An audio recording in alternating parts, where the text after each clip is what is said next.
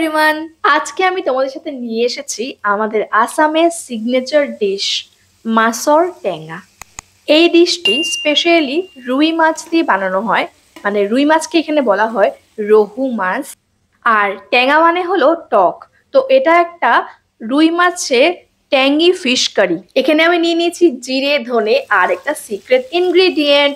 দেখতে থাকো ভিডিওটা, লাস্টে টের পাবে যে সিক্রেট ইনগ্রেডিয়েন্টটা কি। এটা যেই কোনো সবজি দিয়ে বানানো যায়। আমি এখানে বানিয়েছি কাঁচা কলা আর ঝিঙ্গা দিয়ে। ঝিঙ্গাকে এখানে বলে জিকা, আর কাঁচা কলা মানে কাঁচকল। আর এখন আসছে হলো আমাদের মাস্টারপিস, এটা হলো টমেটো। টমেটো ছাড়া কিন্তু এই কারিটা একদম অসম্পূর্ণ। টমেটোকে কেউ কেটে দিতে পারো বা কেউ ব্লেন্ড করে দিতে পারো, বাট এটাতে একটা দারুণ স্মোকি ফ্লেভার আনার জন্য আমি টমেটোটাকে এখানে বসিয়ে দিয়েছি উনুনে পোড়ার জন্য। আর এখানে টমেটোর মধ্যে ছোট ছোট করে একটা স্লিট লাগিয়ে দিয়েছি, তাহলে কি হবে, চামড়াটাকে তুলতে খুব সুবিধা হবে। আমাদের আসামে এই ডিশটি খুব খুব প্রিয় সবার। আর এটা হলো একদম সামার অ্যাপ্রোপ্রিয়েট একটা ডিশ, কারণ এখানে প্রচুর পরিমাণে টমেটো ইউজ করা হয়। আর এমনিও এগুলোতে ভিটামিন সি থাকে, যেটা সামারের জন্য খুব ভালো।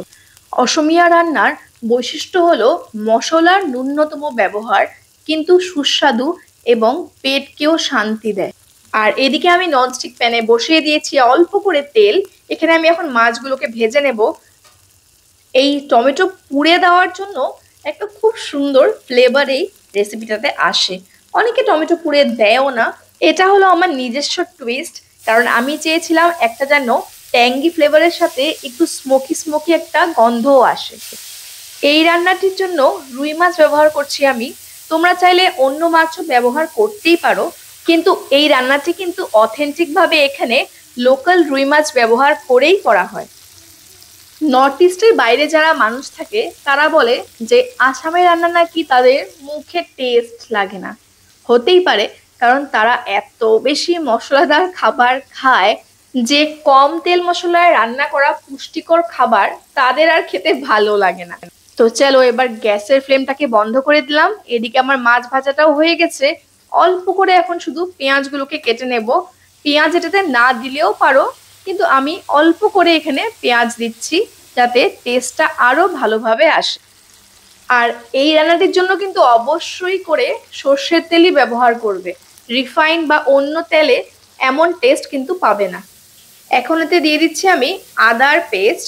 আমি ঘরেই আগের থেকে অল্প করে আদা আর কাঁচা লঙ্কা পেস্ট করে সবসময়ের জন্য রেখে দিই, যখন দরকার পড়ে একটু করে বের করে নিই। তাই এই পেস্টটিতে আছে আদা আর কাঁচা লঙ্কা। আর তেলের মধ্যে আমি আগেই দিয়ে দিয়েছিলাম একটু সাদা জিরে। এখন অ্যাড করে দিচ্ছি এখানে কুচি করে রাখা পেঁয়াজগুলোকে। পেঁয়াজটা অ্যাড করার পর আমি 2 থেকে 3 মিনিটের জন্য পেঁয়াজগুলোকে ভালো করে একটু নাড়িয়ে ঢাকা দিয়ে রেখে দেব, যাতে কম তেলের মধ্যেই এই পেঁয়াজগুলো ভালো করে ভাজা ভাজা হয়ে নরম হয়ে যায়। আচ্ছা, পেঁয়াজটা ভাজা হতে তো টাইম লাগবে। বানাচ্ছি আজকে অ্যাসামিজ সিগনেচার ডিশ, তাহলে অ্যাসামিজ বিহুর একটা লাইন তো শোনানোই যায়, কি তাই না? চলো এক লাইন গেয়ে শোনাই, জানি না কতটুকুন পারবো। হয় ফুল ফুলিছে বসন্তৰ, তুমি জানমণি বহাগৰ, প্ৰতিটো বহাগতে মৰম চাচো তোমাক অন্তৰত।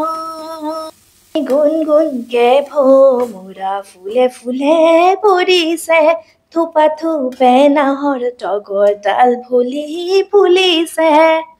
জানমণি তুমি মোৰ কামনা বাসনা, তুমি মোৰ জীৱনৰ ভৰসা, তুমি মোৰ বুকুৰে কলি। আচ্ছা, ভুল চুক মাফ করো, জাস্ট একটা ট্রাই করলাম তোমাদেরকে অ্যাসামিজ গানের এক লাইন শোনানোর। তো সবগুলো টমেটোকে এভাবে ছুলে নিয়েছি। আর এবার ভালো করে হাতের সাহায্যে টমেটোগুলোকে চটকে নেব। আর যদি কোনো শক্ত পার্ট থেকে থাকে তাহলে ওই পার্টটুকুন ফেলে দেব। আমি কিন্তু বেগুন পোড়ার সাথেও এভাবে টমেটোটাকে পুড়ে খাই। আর এমনিও কিন্তু শুধু শুধু টমেটো পুড়ে এতে একটু কাঁচা লঙ্কা, সর্ষের তেল, একটু করে কাঁচা পেঁয়াজ আর অল্প করে ধনেপাতা দিয়েও কিন্তু আমরা এখানে ভাতের সাথে চাটনির মতো খেয়ে থাকি। তোমরাও একবার ট্রাই করে দেখো, দারুণ স্বাদ লাগে এই চাটনিটা খেতে। চলো এবার গিয়ে দেখি কি অবস্থা আমার পেঁয়াজগুলোর। পেঁয়াজগুলো তো ভালো করে সফট হয়ে গেছে আর গোল্ডেন কালারও হয়ে গেছে। দেখতে পাচ্ছো কত কম তেলে এই পুরো রেসিপিটা হয়ে যাচ্ছে। তেল নেই বললেই প্রায় চলে। এখন এতে ঢেলে দিচ্ছি এই টমেটো পিউরিগুলো আর ভালো করে এখন মিশিয়ে নেব। এখন পর্যন্ত কিন্তু আমি রেসিপিটাতে নুন দেইনি আর ওই মশলার পেস্টটাকেও দেইনি। ভালো করে আগে টমেটোটাকে কষিয়ে নিই, তারপরে অ্যাড করব এতে নুন। আচ্ছা, তোমরা আমার এই ভিডিওটা কে কোথার থেকে দেখছো, মানে কোন কোন স্টেটের থেকে দেখছো, প্লিজ কমেন্ট বক্সে কিন্তু তোমাদের স্টেটের নামটা মেনশন করো। আর তোমরা যদি আসাম ছাড়া অন্য স্টেটের থেকে দেখে থাকো, তাহলে তোমাদের স্টেটের সিগনেচার ডিশ কি ওটার নামটাও কমেন্ট বক্সে প্লিজ মেনশন করে দিও। আহ, কি ভালো গন্ধ বেরোচ্ছে। টমেটো পিউরি আর পেঁয়াজ দুটোই ভালো করে কষে গেছে।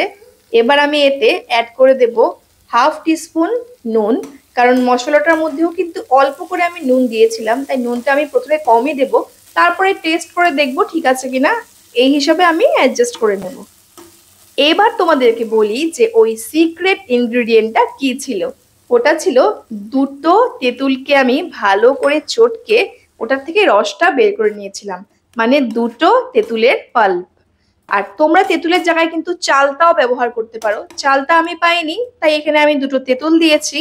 এটার মধ্যে কিন্তু চেরি টমেটো, তেঁতুল, চালতা বা আসামের যে লেবুটা পাওয়া যায় যেটাকে আমরা বলি কাজি নেমু, মানে বড় সাইজের লেবুটা, ওটার রসও এই কারিটা বন্ধ করার ঠিক অল্প আগে 3-4 চামচ অ্যাড করলেও চলে।